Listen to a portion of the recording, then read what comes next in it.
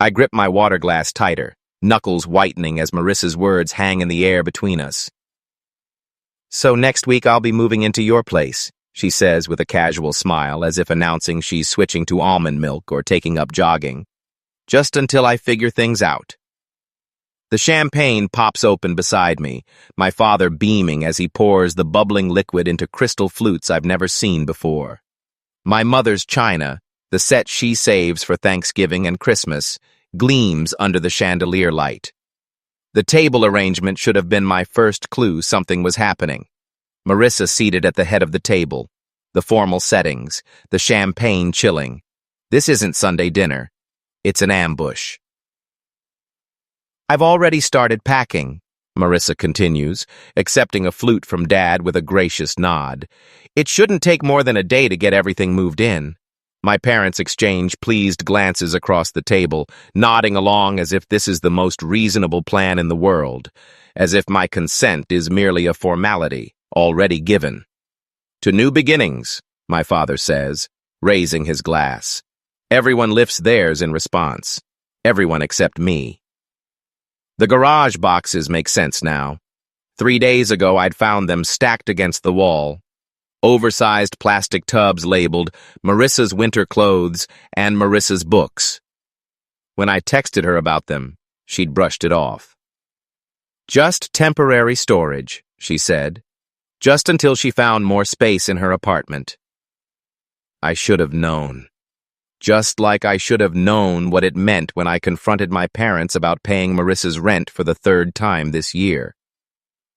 "She's going through a rough patch," Mom had said, waving away my concerns. "That's what family does. We help each other."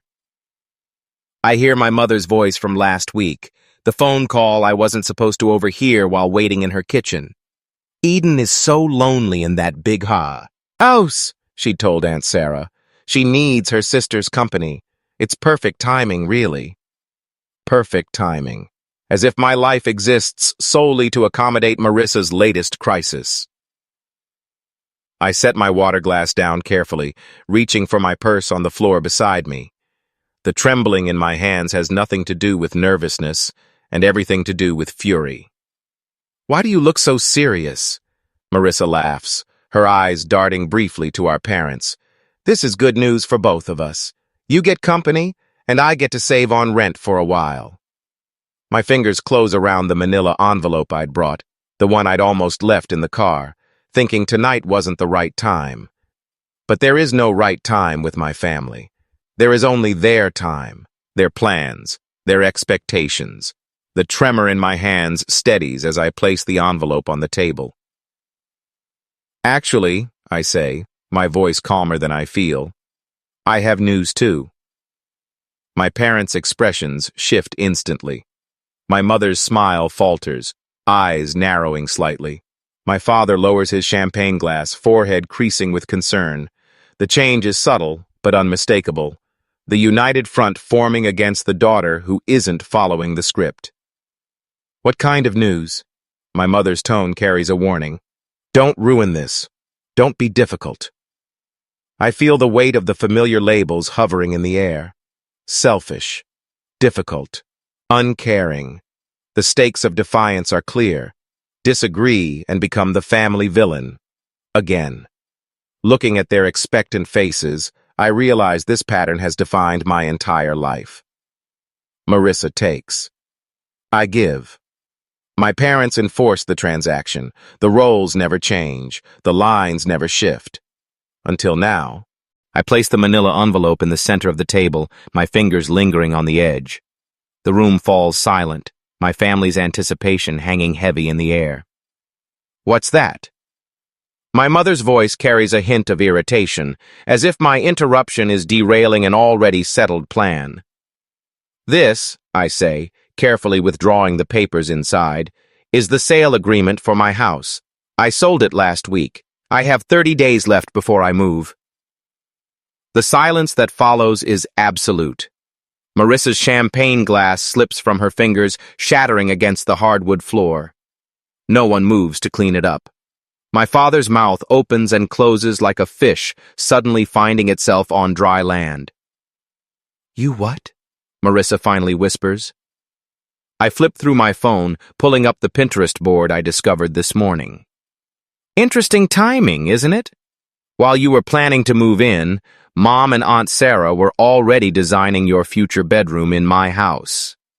I turn the screen toward them, displaying their meticulous board labeled Marissa's New Room. My throat tightens as I watch recognition flash across their faces. 9 years of saving every possible penny, working overtime, sacrificing vacations and new clothes, all to afford that house, my dream home. And to them, it was just another resource to be redirected to Marissa. My father stands abruptly, towering over me. You can just cancel the sale, he says, waving his hand dismissively. These things have cooling-off periods. My mother rises too, resting her hand on his arm. Eden, we already promised Marissa she could stay as long as she needed. You can't possibly expect her to find a place in 30 days. Actually, Aunt Sarah pipes up from the end of the table, we were going to move most of her things next Tuesday while you were at work, just to make it easier for everyone. The coordinated betrayal steals my breath. I glance at Dorothy, my mother's oldest friend, sitting uncomfortably beside Aunt Sarah. She stares fixedly at her plate, avoiding eye contact with everyone. You can't do this, my father says, his voice hardening. What about your property taxes coming due? You know I always help with those. The implied threat isn't subtle. His one annual contribution to my finances dangled now as leverage. Eden, my mother says softly, her voice taking on the concerned tone she uses when discussing unstable people. I'm worried about you. This kind of impulsive decision-making isn't like you. Are you feeling all right? Have you been taking care of yourself? I recognize the strategy immediately. If not compliant, then possibly unwell. It's a familiar path in our family dynamic, one that's kept me in line for years. You did this on purpose, Marissa accuses, tears streaming down her face. You found out I needed a place to stay and sold your house just to spite me. The accusation lands like a physical blow.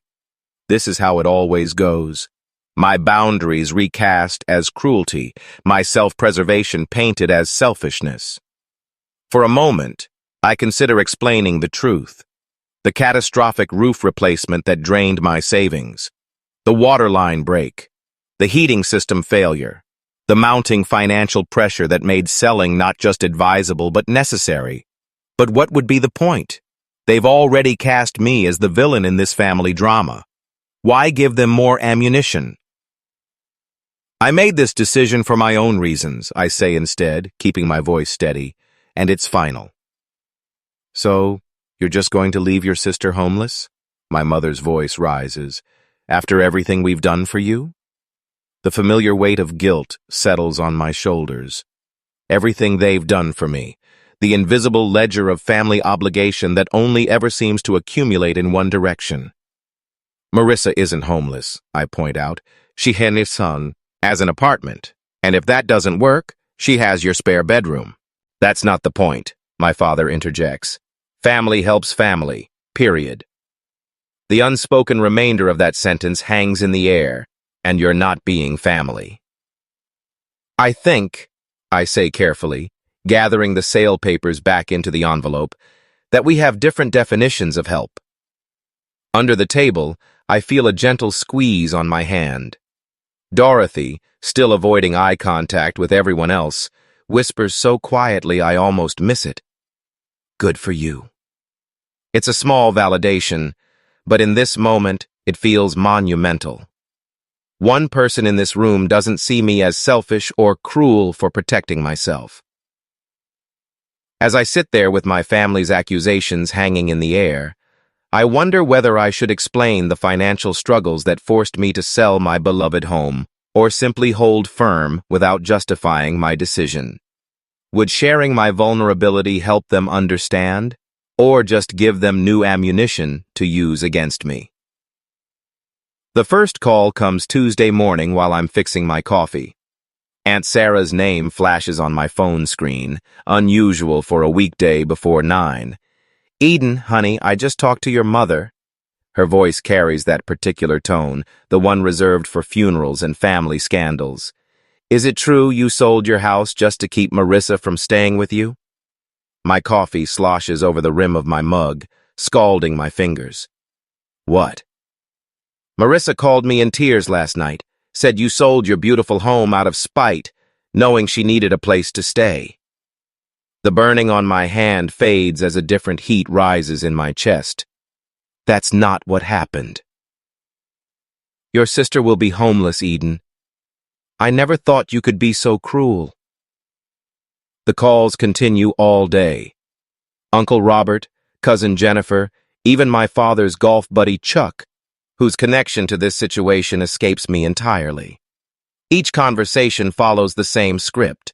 Marissa's desperate situation, my apparent heartlessness, her profound disappointment in me.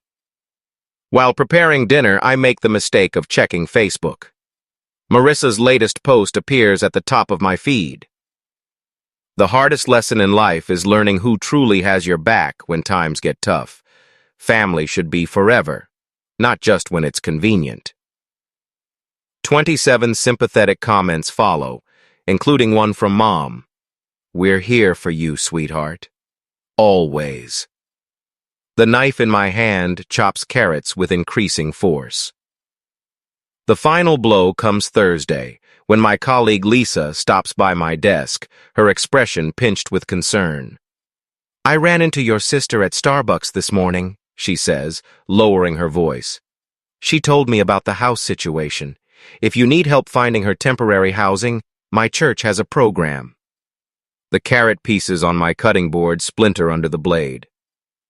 "What exactly did Marissa tell you?" Lisa shifts uncomfortably. "Just that she's facing homelessness because of some sudden decision you made. She seemed really upset." My jaw tightens so hard it aches. "Thanks for your concern, Lisa, but Marissa isn't homeless. She has an apartment and parents with a 4-bedroom house."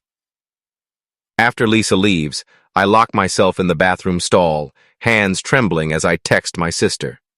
"Stop telling people I'm making you homeless. It's a lie and you know it." Her response arrives instantly. "You're selling the house I was counting on. What would you call it?" The roof replacement came first.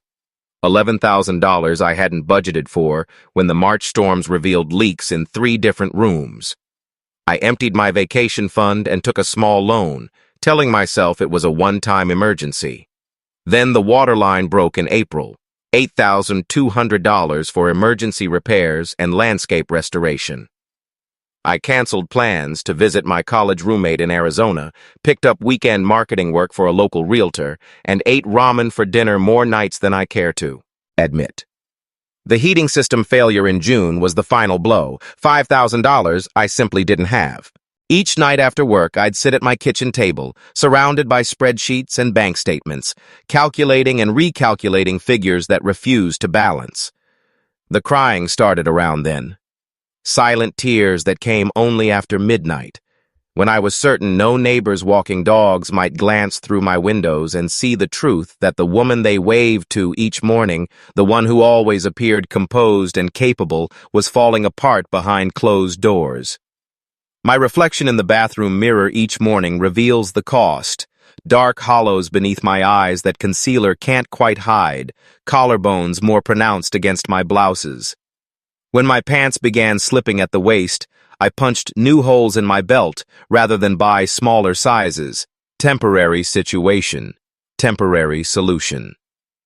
While maintaining this facade, I pack my home each evening. 9 years of memories sorted into keep, donate, and trash.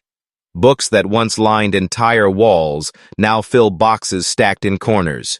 The wedding photos of friends, the graduation pictures of cousins, the vacation snapshots, all bubble-wrapped and nestled in containers labeled with blue marker. Through it all, I document everything. Bank statements in chronological order, house repair invoices filed by date and category, text messages screenshot and saved, a fortress of paper proof against the siege of family fiction. While packing my office bookshelf, I find it, a framed photo I'd almost forgotten. Me, standing on the front porch of this house the day I signed the mortgage papers, keys clutched in my hand, smile threatening to split my face. The realtor had taken it as a surprise, catching the exact moment I realized I'd actually done it, purchased a home entirely on my own. I traced the frame's edge, remembering that feeling, pride without a hint of apology, accomplishment without anyone else's approval attached. I place it carefully atop the nearest keep box, this tangible reminder of what I built and what no one can diminish. The doorbell rings Saturday afternoon while I'm wrapping dishes in newspaper. Through the front window, I spot my parents' Buick in the driveway, Marissa's red compact behind it. No warning text, no courtesy call. I consider not answering, but the knocking grows more insistent. When I open the door, they file in like funeral directors, solemn, judgmental, prepared to manage a difficult situation. Mom spots the boxes immediately. "You're really going through with this madness." I fold the newspaper around another plate, securing it with tape. "The closing is in 3 weeks. Your sister needs you." Mom's voice rises slightly. "You've always been selfish, but this is beyond understanding." The plate in my hands remains steady, though something shifts inside me. I've spent my entire life being told what Marissa needs. The words emerge calmer than I feel. Did anyone ever ask what I need? Dad clears his throat. "Eden, be reasonable. I need financial stability. I need to sleep at night without panic attacks about bills. I need to not drain my retirement fund for house repairs I can't afford." I continue wrapping dishes methodically. Unlike past confrontations, I don't stop what I'm doing to give them my full attention. I don't offer beverages or comfortable seats.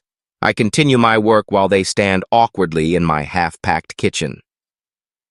"We're your family," Mom says, voice wavering between anger and disbelief. "Yes, you are. And I've never once asked you for money. Not for college, not for my first apartment, not for this house, and not for the repairs that drained my savings." For once, they have no immediate response. Marissa stares at the floor, unable to meet my eyes. Dad examines the ceiling as if architectural features have suddenly become fascinating. I realize with startling clarity that I no longer need their approval or understanding. The constant ache for validation I've carried since childhood has quieted, replaced by something sturdier. When I stand to reach for another stack of plates, I notice my posture has changed. Shoulders back, spine straight, eyes level with theirs instead of downcast as usual. The physical manifestation of an internal shift. Dorothy arrives that evening with Thai food and 2 bottles of wine. She helps me pack photo albums while sharing stories of her own sister, the one who didn't speak to her for 3 years after Dorothy refused to co-sign a loan. "Family patterns are the hardest to break," she says, carefully wrapping a crystal vase my grandmother left me. "But sometimes breaking them is the only way forward." Monday brings an unexpected text from my colleague Thomas. "Need help moving? Got a truck and strong back. Family often sees us least clearly. Just say when." That afternoon, Barbara, my financial advisor, emails confirmation of my townhouse application approval. "Based on your financials, this move reduces your housing costs by 42%. The right decision for your long-term security. Call if you need anything else." The contrast strikes me as I review these messages over dinner. These people ask what I need rather than telling me what to give. They offer specific help instead of vague demands. That night, I spread my financial documents across the dining room table: bank statements, repair invoices, property tax assessments, retirement account withdrawals. Everything meticulously organized, the complete picture of my financial reality. Tomorrow's family meeting won't be an intervention for me, but a reckoning with facts they've chosen to ignore. My one advantage remains unspoken. The sales agreement includes a 30-day rent-back clause. For a month after closing, I can stay in the house while finalizing my townhouse purchase. Breathing room they don't know I have. At exactly 7 o'clock Tuesday evening, the doorbell rings. When I open it, I find not just my parents and Marissa on the porch, but Aunt Sarah, Uncle Robert, and my cousin Jennifer standing behind them, a family firing squad assembled for execution. I stand at the head of my dining room table, a position that feels foreign yet right. The manila folder in my hands holds every financial statement, every bill, every painful reminder of why I had to sell my home. My fingers no longer tremble as I open it. Before anyone says another word, I need you all to see something. My voice carries a steadiness I don't entirely recognize. The family gathering looks larger than I anticipated. My parents, Marissa, Uncle William, Aunt Sarah, and my support team, Dorothy, Barbara, and Thomas. I lay out the documents methodically, arranging them in chronological order. Bank statements, emergency fund withdrawals, contractor invoices. Each paper tells part of the story I've kept hidden. This is the roof replacement from last spring. I slide the $11,200 invoice toward the center where everyone can see it. The 30-year shingles only lasted 22. Insurance covered nothing. Uncle William adjusts his glasses, leaning forward with a frown that cuts deep lines across his forehead. Waterline repair, $8,200. Another paper joins the first. When the city updated the main line, it revealed my connection was deteriorating. No warning, no payment plan offered. My mother shifts in her seat, but remains uncharacteristically silent. Heating system replacement, $5,000. The third major bill completes my trinity of home ownership nightmares. The energy efficiency rebate covered barely a quarter of the cost. I maintain direct eye contact as I speak, something I rarely managed in family confrontations before. Barbara. Ra nods almost imperceptibly from her seat near the window, encouraging me to continue. My emergency fund is gone. I place my bank statement on top, the balance painfully clear. My financial advisor recommended selling while the market is still hot, rather than risking a forced sale later when I might be underwater. Marissa's chair scrapes against the hardwood as she stands abruptly. This is creative accounting, Eden. You've always been good with numbers when it suits you. Her voice carries the familiar accusatory edge. You're just trying to avoid your family responsibilities. Uncle William, whose judgment I've feared since childhood, surprises me by turning toward my sister. Marissa, what's your current employment situation? Last I heard you were between jobs. The unexpected redirection leaves Marissa fumbling. I'm exploring opportunities. The job market is complicated right now. My mother jumps in. William, this isn't about employment. Family duty exists regardless of finances. Eden has always had that beautiful house with all that extra space. Speaking of space, Aunt Sarah interjects, her reading glasses perched on her nose as she examines my heating bill. Why can't Marissa stay with you and Roger? You have that guest room you just redecorated. The conversation shifts like a current, pulling away from me and swirling around the room as family members begin questioning the arrangement I've endured my entire adult life. Dorothy clears her throat. I've known this family for 20 years. Eden bought her house without any family financial support. Meanwhile, I've watched Marissa receive help with rent, car payments, and credit card bills repeatedly. Her voice carries the weight of long observation. The pattern has been clear to everyone except those closest to it. Barbara straightens her blazer before speaking. As Eden's financial advisor, I can tell you that enabling financial dependency ultimately harms both parties. The one giving depletes their resources, while the receiver never develops crucial life skills. Thomas, sitting quietly until now, leans forward. My brother lived with my parents until he was 42. They paid his bills, made his appointments, solved his problems. When they passed, he had no idea how to function. He lost their house within a year because he never learned to manage money. He glances at my parents. Sometimes the most loving thing is to stop rescuing someone. The room falls unusually quiet as these outside perspectives penetrate the family mythology we've operated under for decades. Uncle William breaks the silence. Eden, why didn't you share these financial struggles sooner? I hesitate, the question catching me off guard. Should I maintain the privacy and independence that had served as my armor for years, or would opening up to select family members create the support system I never thought possible? Before I can answer, my father shifts in his chair, eyes fixed on the hardwood floor. It's the first time I can remember him sitting through a family discussion without dominating it. My mother's rigid posture gradually softens, her hands now resting open on the table instead of clenched in her lap. Marissa stands suddenly, grabbing her purse. This is ridiculous. You're all acting like I'm some kind of parasite. Eden has always been the golden child with her perfect house and perfect job, while everyone ignores how hard things have been for me. When no one jumps to her defense, she storms toward the door. The slam echoes through the house as she leaves. Uncle William waits for the reverberations to fade before speaking again. I think it's time we had a family financial planning session for everyone. He looks pointedly toward my parents, including Marissa.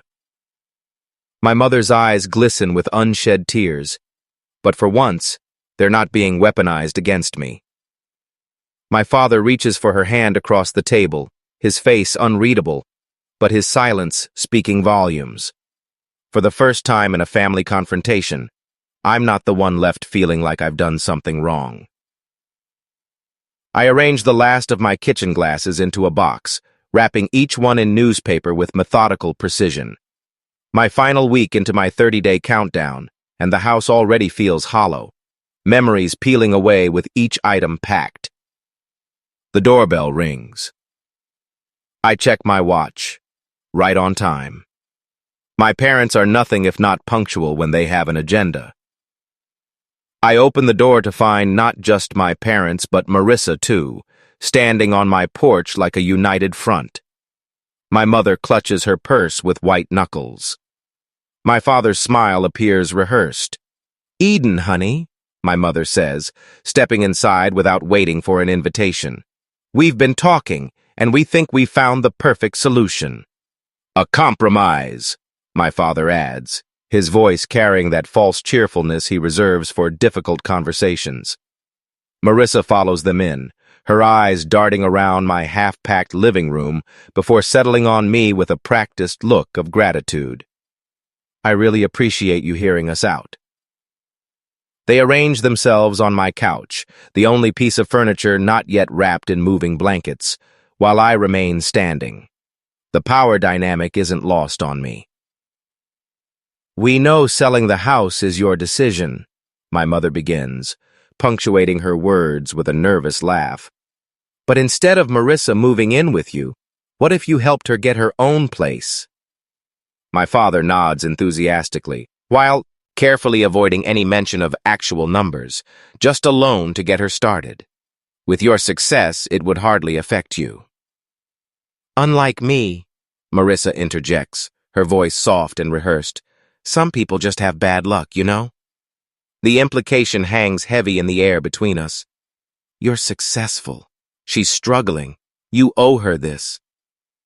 My mother leans forward, her voice dropping to a conspiratorial whisper. Eden, the family has always stuck together. If you can't help your sister just this once... She trails off, the threat clear. Cut Marissa off, and I cut myself off from the family. I walk to the dining room table where I've laid out several documents. They watch me, confusion replacing their certainty. I'm meeting with my lender tomorrow, I say, picking up a pre-approval letter, for a townhouse downtown. The monthly payment will be nearly 40% less than my current mortgage. I hand the letter to my father, whose eyes widen at the numbers. Selling this house isn't just about Marissa. It's about rebuilding my emergency savings after 3 major home repairs drained them.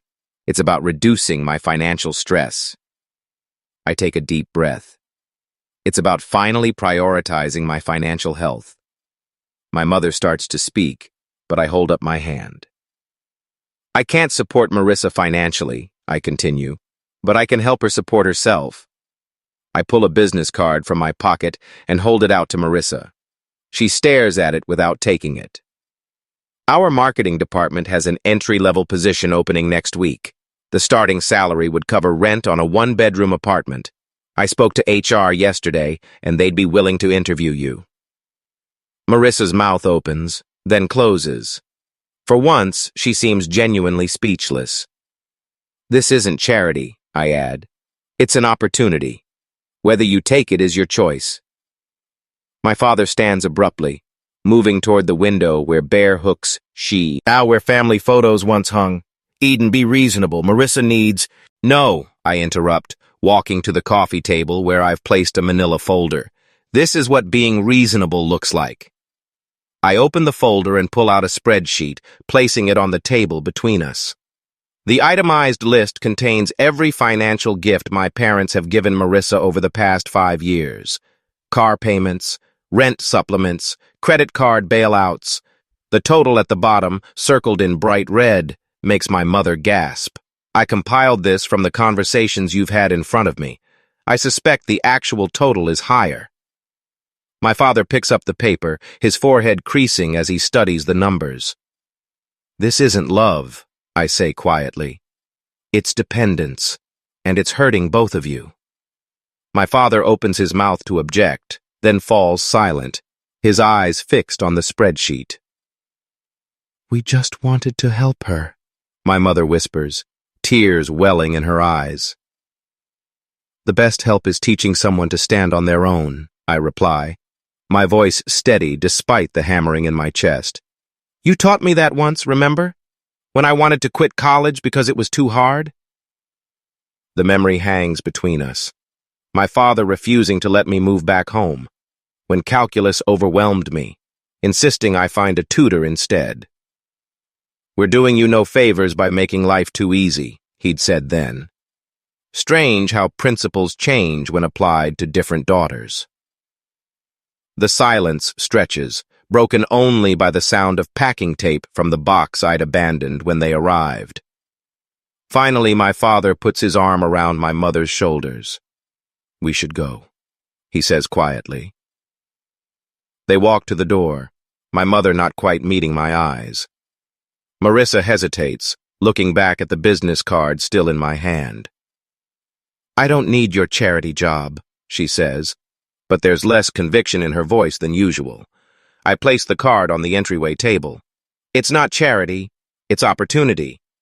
She turns away, but as she follows, as my parents out, I catch her slip the card into her purse when she thinks I'm not looking. The door closes behind them. I stand in my half-empty living room, listening to their car start and pull away. The silence feels different now, not hollow, but open, expansive. I sink onto the couch, running my hand over the familiar fabric. Tomorrow it goes into storage until I move into the townhouse.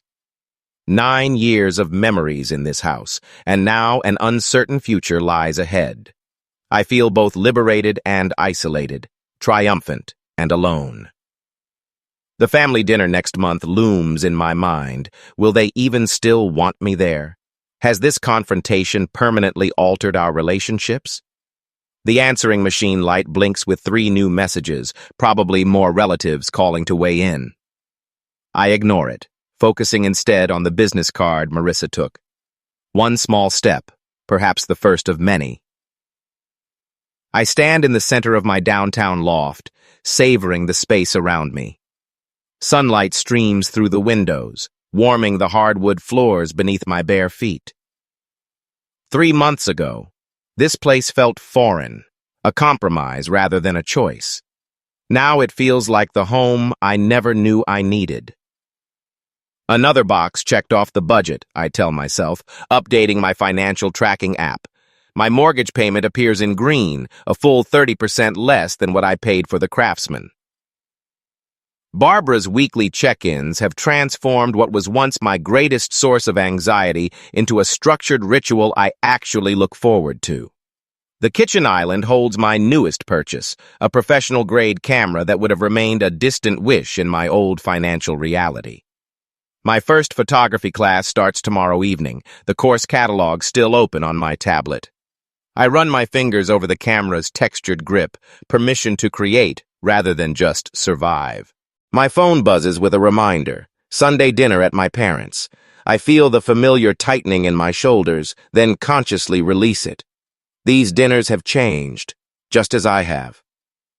Later, I step through my parents' front door, carrying a bottle of wine rather than my usual tension headache. Dad greets me with a hug that feels genuine instead of perfunctory. "Eden, come see what your sister brought," he says, his voice carrying none of the comparative undertones that once filled our interactions. In the dining room, Marissa arranges flowers in a simple vase. She looks up, her smile reaching her eyes. "They gave me my first business cards today," she says, pulling one from her pocket. "Assistant marketing coordinator. Sounds fancy for someone who mostly makes coffee runs, but I'm learning so much." She hands me the card proudly, without the defensive edge that once colored her accomplishments. My mother appears in the doorway, carrying a casserole that isn't placed strategically closer to Marissa's place setting. "Tell us more about the social media campaign you mentioned last week," Mom says, looking directly at Marissa. Then she turns to me. "And Eden, how was your photography class?" I blink, still adjusting to the novelty of balanced attention. As we eat, I notice my father asking thoughtful questions of both daughters, not just fawning over Marissa's every word. 1 week later, laughter fills my loft as Dorothy raises her glass. "To homes that shelter us and boundaries that protect us," she toasts. Around my coffee table sit Thomas, Barbara, Uncle William, and me, my chosen family, alongside the blood relative who surprised me most.